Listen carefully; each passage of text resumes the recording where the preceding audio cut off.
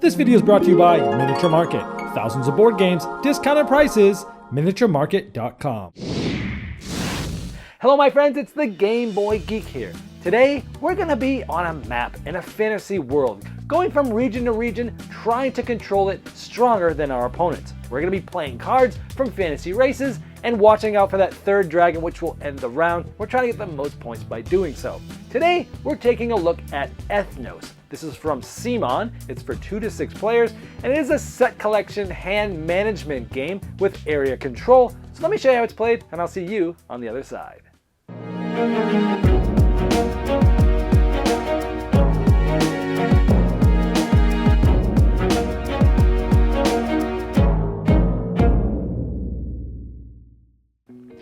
In Ethnos, you're trying to control different regions throughout the game because they're going to give you points if you have the most control in there. And over the course of rounds, the points are always going to go up, but these are always specifically random each game. So this one's only going to be worth 0 first round, 2 and 2, where this one's going to be worth 6, 10, and 10, for example. Those are how many points it's worth if you own it at the end of each of these different rounds.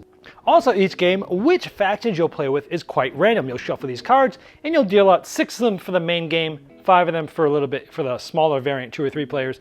And you have, trolls and minotaurs and skeletons. All of these cards will go into the deck, and there's certain abilities that all these cards have. But to show you that there's 12 different ones, and only at most half of them will randomly be used in each game. Now turns are very streamlined. At the beginning of a round, there's a certain amount of face-up cards depending on the amount of players. And on your turn, you can take one of these face-up cards, or you can take one off the top. If you take one from here, it is not replaced. So over the course of the game, cards might be getting completely removed from here where you only are able to take off the top. Now instead of drawing a card, you can play cards known as a band. Now when you play a band, you can either play all of the same color, which is essentially a location on the map, or all from the same faction. Now either way, once you've played your band, you will decide which one is the leader of the band and you'll place that on top. So what this says is I can play this into the red area on the board. However, you can only play a band and place on the board if the number of cards in your band is more than the number of tokens that you control in there. So if I played this here and I wanted to go into this red region and I was the purple player, I certainly could because I don't have any. I could have placed in there with just a band of 1 and it goes like this. We'll talk about some special abilities later. Or if I played this band of all the same color, I would need to go into this color. And here I already have 3 in there, so I would actually have to play a band of 4 or higher. So I could not play this band and actually add to my control in that area.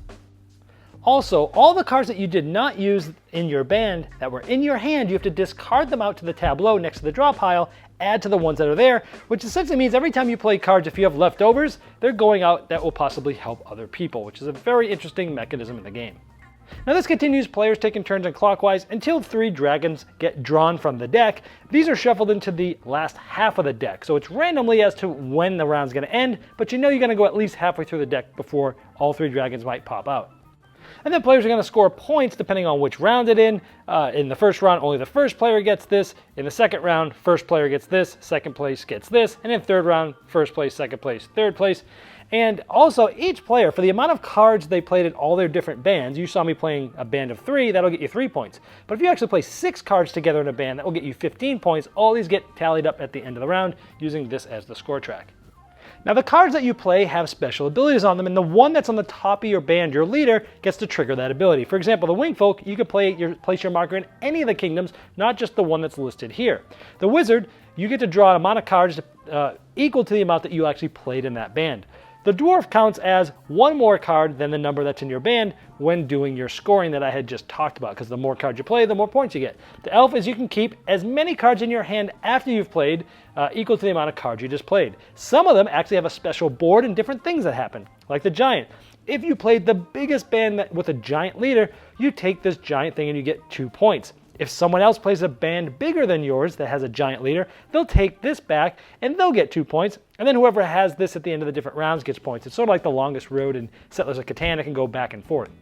Now, there's many other special abilities and boards I didn't show you, but this should give you an idea of how the game plays. If you're interested in it, I'm sure you could look up what all the different factions do, but this should give you an idea of how to play Ethnos.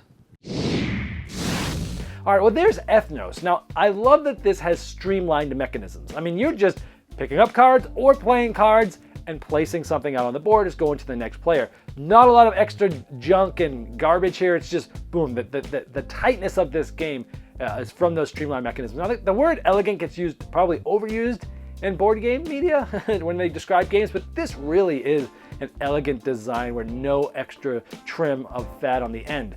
Now, because it's so streamlined, the turns move very fast. It's like pick up card, pick up a card. Oh, I'm gonna play cards, I'm gonna go here. Next. I mean, even when you play with the max player count of, I think it was 6 we played, it still moves fast. Like it would get to the turn, like, oh, my turn already? Okay, sorry guys. You know, it's like, wow, turns move fast, and I love that. This essentially is, we called it gamer ticket to ride, because like, hey, I'm picking up cards or I'm playing cards and doing something on the board, that's it. Granted, it's very different from Ticket to Ride, but you get what I mean. Like, it has similar mechanisms in the game, but yet there's more to think about. There's special abilities, there's different factions you could bring in. So it's like, we joke that it's gamer Ticket to Ride, but I love that aspect because I love Ticket to Ride, and this kind of gives a similar feeling to it, but in a fantasy world doing a lot of different things. I love that after you play your band of cards to place on the board, you must discard all of the other cards out where everyone else can get those. And this is one of the coolest mechanisms there, because what will happen is many times it might get to the point where there's no cards face up. And it's almost like a game of chicken at that point, because it's like people are just drawing cards. They don't want to be the one to lay it down, because they know if they lay down a bunch of cards, it's like a feeding frenzy. Everyone's going after the ones they want. And so it's like this interesting thing is once someone goes, all right, I'll just go and I'll lay it down, and everyone gets really excited. It has this interesting ebb and flow of the game. So that mechanism is awesome. I also like the end of the round. So halfway through the deck, the 3 dragons are there, and it's tense towards the end because like, oh, there's a dragon. Gonna keep playing. Oh, there's a second dragon. It's like, oh man, do I really want to get one more card, or should I just play the band I have now and go where I already have control? So there's a great pressure luck aspect to that end of the rounds, and it gives a lot of tension. I love that aspect of it. I like that the scoring of this is random every game. You're randomly shaking up those points, you're putting them in the different areas, and then you're putting them in ascending value. And I love that, because sometimes you'll have some that are just pretty even, and then you'll have some that are like always terrible or always high, or maybe it goes 0 to 10, and it's like, well, we'll put one of my people there, early in the game, and then we'll try to hit it hard late.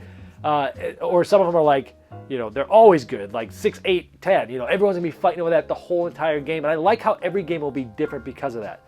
The many different factions, I love that. You're only using half of them in the game. All of them feel very different. You can play with your favorites all the time. You can just completely randomize it up. Adds a lot of replayability there, which brings to my last point, which is this game is probably very expandable. I could just imagine them. I know it sold well because it's been sold out most of the year, which is why it took me so long to do this review of a game that I loved. I originally played this at the CMON Expo back, I think was like in March or May. And I loved it then, and I love it even more now that I've had more chance to play it. But yeah, it's so expandable that I look forward to them creating new races or factions for this. Anything I did not like? Yes, actually, I originally heard about this game, I think on my buddy Jamie's podcast, The Secret Cabal, and they were talking about this, and it sounded so cool as they described it on the podcast. And I went and looked it up, and I saw the artwork on the board. I went, oh my gosh, that just looks so boring. So I just put it to the side. But then when I got to the CMON Expo, again, walking by it, looking at the board, going, ugh, this just doesn't look like something. I don't want to play this. This just looks so boring. But everyone's like, no, you got to try it. So I tried it. I was pleasantly surprised. The art on the board is awful. It doesn't match the whimsical art that's on the box or the ones on the cards. It's almost like they had 2 different artists do this. And it just looks terrible. I just hope in a future version, maybe they'll do a deluxe version. Maybe they'll just reprint and do a nice, beautiful board that looks more thematic, but still clean. Let's see. The next thing is it can get to the point where it might be too draw or luck intensive. Again, sometimes you're trying to get a card, it's not there, everyone's out, and you might find yourself for 2 or 3 times around the table just drawing a card, and some people did not like that. I didn't mind it because, again, it led to that interesting game of chicken that I talked about, the ebb and flow, but it might be too lucky for some. Also, there is a 2-player variant, which I didn't mention, and a 3-player variant in the overview. In the 2-player variant, when you play cards, a band, you have to play more than how many total are in the area, not just your color, like in the 3+ player game.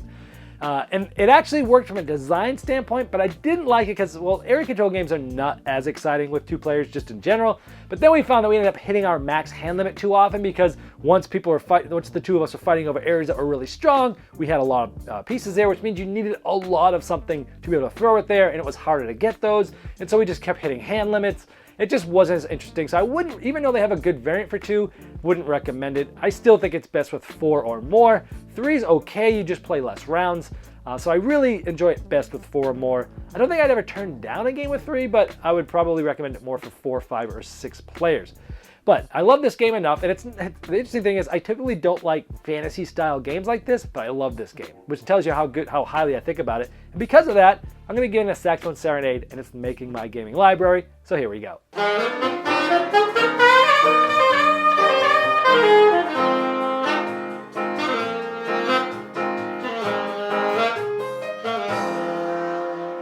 This video was sponsored by Miniature Market's Review Corner. The Review Corner features podcasts, video, and written game reviews by gamers for gamers.